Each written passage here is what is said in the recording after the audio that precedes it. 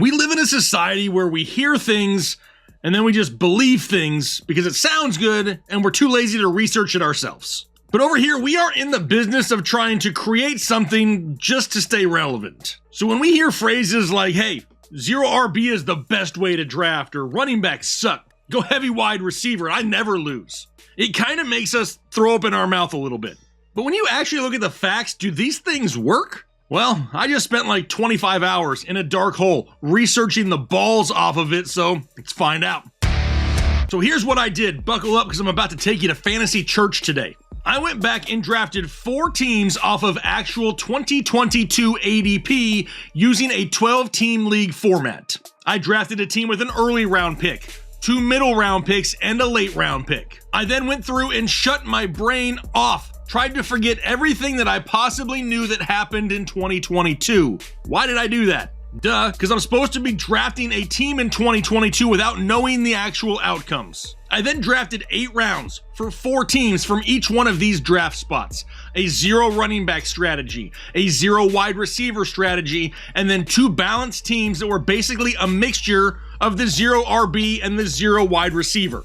In every instance, I drafted the same quarterback and the same tight end in the same round for all teams, so that didn't overly skew the numbers. For example, had the 0 RB team drafted Patrick Mahomes and the 0 wide receiver team drafted Lamar Jackson, that would have made a bigger difference in the outcome than the strategy itself, and I didn't want that to happen. I then found the total points scored for each player that I drafted in those 8 rounds and totaled them up by team to see who finished with the highest overall point total. Now, since there is no official fantasy football dictionary, this is how I categorized each drafting style. For 0 RB, I went with 3 wide receivers. I had 1 tight end and 1 quarterback before I even started to draft a running back. For 0 wide receiver, the same exact thing. Didn't take a wide receiver until the 6th round. Now remember, I had to use ADP from 2022, right? I had to forget about everything that happened, so don't leave comments going, man, no way I would have taken that person. Honestly, he was being taken at that point back then because nobody knew the outcomes just yet. So this is going to give us a good gauge. Do either one of these strategies overly work more than one or the other? But before we get into each one of these teams that I drafted, just a quick reminder, it's the summer months, everybody's going to the pool, they're going to the beach. Don't show up looking like you got Chewbacca in a headlock. Head over to manscaped.com, get yourself something nice to take care of yourself this summer, fellas. Make sure you use referral code HEADLINERS when you do so you can get 20% off your order and free shipping. It's not just ball trimmers, they got nose hair trimmers and ear hair trimmers. They got lotion and deodorant and body wash, shampoo, whatever it is you need, they got you covered, so make sure you check it out. Link down below in the description. But let's go ahead and bring up the first overall pick. This was the very first team that I drafted. I went from the 101. Let me put it up on the screen here for you. All right, so here we have it. I tried to make it as big as I possibly could for you, for everybody watching on a cell phone. Obviously, I can't make it much. Your screens are only so big, right? So if you don't have access to a computer monitor or a TV, I'll try to do my best to talk my way through it. So as you can see, we're going for the first overall pick here, right? The 101. What would that have looked like through the first 8 rounds, right? You get overall pick 1, 24, 25, 48, 49, 72, 73, and 96. I then have the 4 different formats there, the 0 running back, the 0 wide receiver, and then combos of each. And then don't forget, they were each given the same quarterback and the same tight end based off of 2022 ADP. Remember, off of 2022 ADP, I had to play dumb, like I didn't know what was going to happen. So for the 0 RB, here we go. If they were having, the number 1 overall pick and they were going wide receiver, it was Cooper Kupp last year, followed by Deebo Samuel, and then Patrick Mahomes, Jalen Waddle, Dalton Schultz, and then Miles Sanders, Kareem Hunt, and Ramondre Stevenson. So overall, they really lucked out at the running back position, right? Miles Sanders, Ramondre Stevenson were great mid-round picks at that position just last year. For 0 wide receiver, number 1 overall last year was Jonathan Taylor, followed by Leonard Fournette. Had to keep the same Patrick Mahomes pick in there. And then Josh Jacobs, Dalton Schultz, Darnell Mooney, Gabe Davis, and Chris Olave. Kind of woof right there where it came to the wide receiver position. But remember, off of 2022 ADP, Darnell Mooney's ADP was a lot higher last year because there was no Allen Robinson. We were trying to get more volume going that direction. Gabe Davis, we know, was a lot higher last year as well. But when you take a look at the combo of each, so really going back and forth here, combo 1, Taylor, Samuel, Mahomes, Waddle, Schultz, Sanders, Davis, and Stevenson. That overall sounds like a great team, and you can see they also scored the most points at 1,606. But then combo 2 would have been Cooper Kupp, Leonard Fournette, Patrick Mahomes, Josh Jacobs, Dalton Schultz, Darnell Mooney, Kareem Hunt, Chris Olave. Not quite as strong. So as I said, for the first overall pick, it looks like a combination, right? A combo was the best way to go. Not focusing on just running backs or just wide receivers, kind of going back and forth, staying balanced, proved to be the better option here. However, it's not like 0RB was very far off, right? 1599 compared to 1606. We're talking about a difference of only 7 fantasy points, but don't forget that team also ended up with 2 of the best mid-round running backs that were out there last year. Now, let's go down. The next one that I did was the 5th overall pick, so let me bring that one up here. We have the 5th overall, by the way, the 20th, 29th, 44th, 53rd, 68th, 77th, and 92nd. For the 0 running back team, they would have ended up with Justin Jefferson, Tyreek Hill, Patrick Mahomes, Deontay Johnson, and Dalton Schultz. That right there is a pretty good start, 2022 mindset. For their running backs, ended up with CEH, Damian Harris, and Dameon Pierce. Not exactly appetizing, but those wide receivers are great, right? Justin Jefferson and Tyreek Hill probably won a lot of people a lot of matchups. The 0 wide receiver team would have started off with Dalvin Cook, Aaron Jones, then Mahomes, then Josh Jacobs, Dalton Schultz, Amon-Ra, Juju Smith-Schuster, and Brandon Ayuk. Overall, super solid team. You can see they scored the most points by quite a bit in this scenario from the 5th overall pick. The combinations, we had Justin Jefferson, Aaron Jones, Mahomes, Jacobs, Schultz, CEH, Juju, and Dameon Pierce. And then for the second one, we had Cook, Hill, Mahomes, Deontay Johnson, Dalton Schultz, Amon-Ra, Damian Harris, and Brandon Ayuk. So like I said, 0 wide receiver was the highest scoring one here by quite a large margin, with the next closest being combo 1, right? The Aaron Jones, Justin Jefferson, Josh Jacobs trio probably scored a lot of people a lot of points last year as well. They were a close second, but 0 wide receiver takes the cake here. All right, now let's go down to the next pick, which was the 8th overall pick. And as you can see here, we have a different tight end quarterback combination, right? Different ADPs, different guys in different spots. So for this one, we have George Kittle across the board at tight end in the 3rd, and then Joe Burrow as the quarterback across the board in the 5th. But we're looking at the 8th overall pick here. So we have 8, 17, 32, 41, 56, 65, 80, and 89.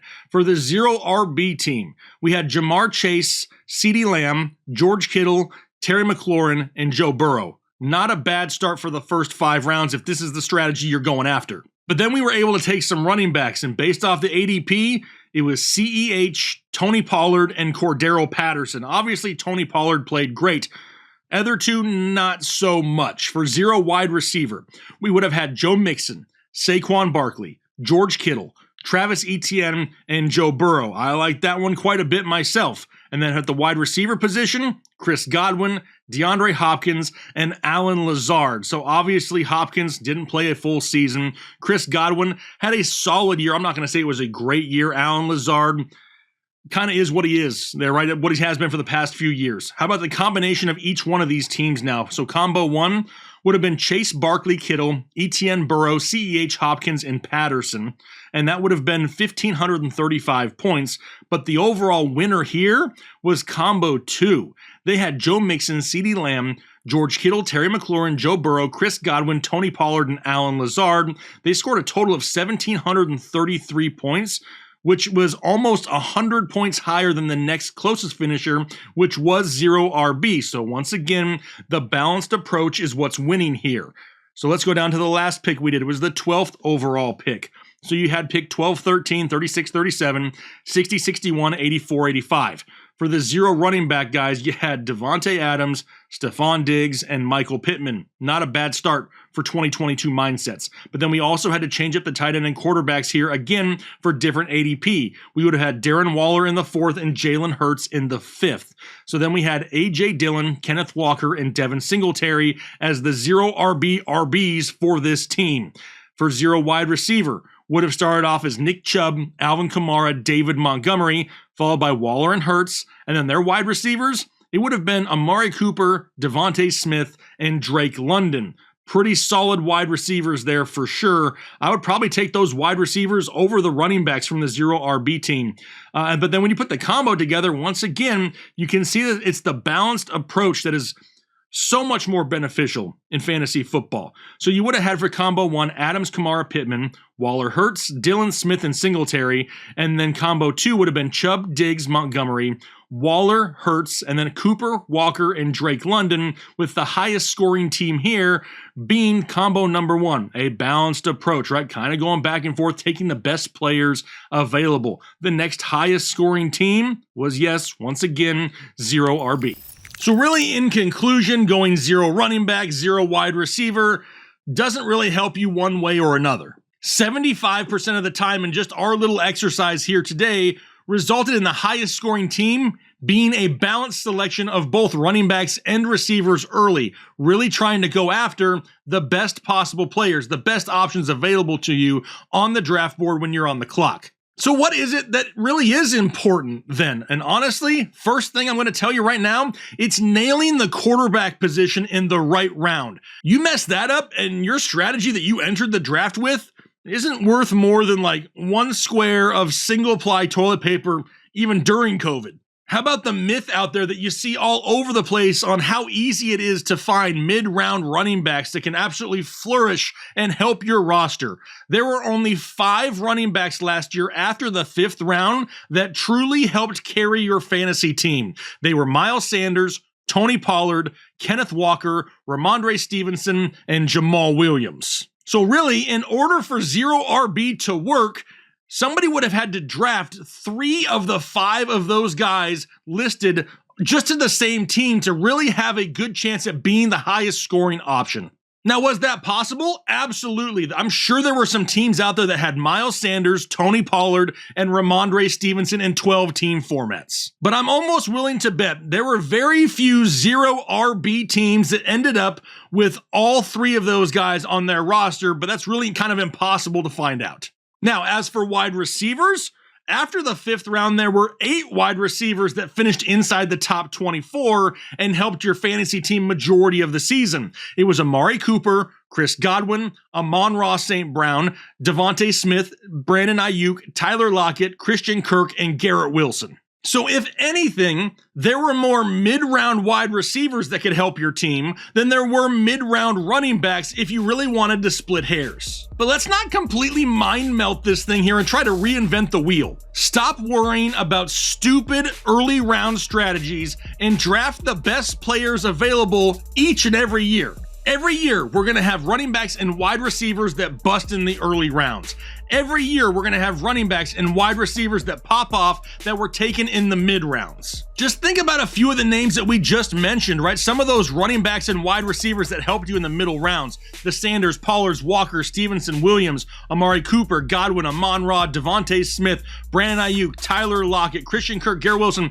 You could have had any 3 of those guys in your middle rounds, and it didn't matter how you started your draft. Your team would have performed a lot better because of your mid-round selections, not always your early round selections. So the next time you hear somebody pushing one of these draft narratives, just laugh and pay no attention. It's important to nail the early rounds, but it's finding those mid-round players that pop off that make you look like an absolute genius. Now, if you enjoyed today's video, do me a favor, hit the like button, consider subscribing if you haven't already, because it's these types of players that we're looking to find this year, so we're all walking home with more fantasy championships, bragging rights, title belts, money in our pockets, whatever it may be. We're going to have fun doing it. I'm going to get out of here for the day. Hopefully you have a great rest of your day and do your part to make the world a better place.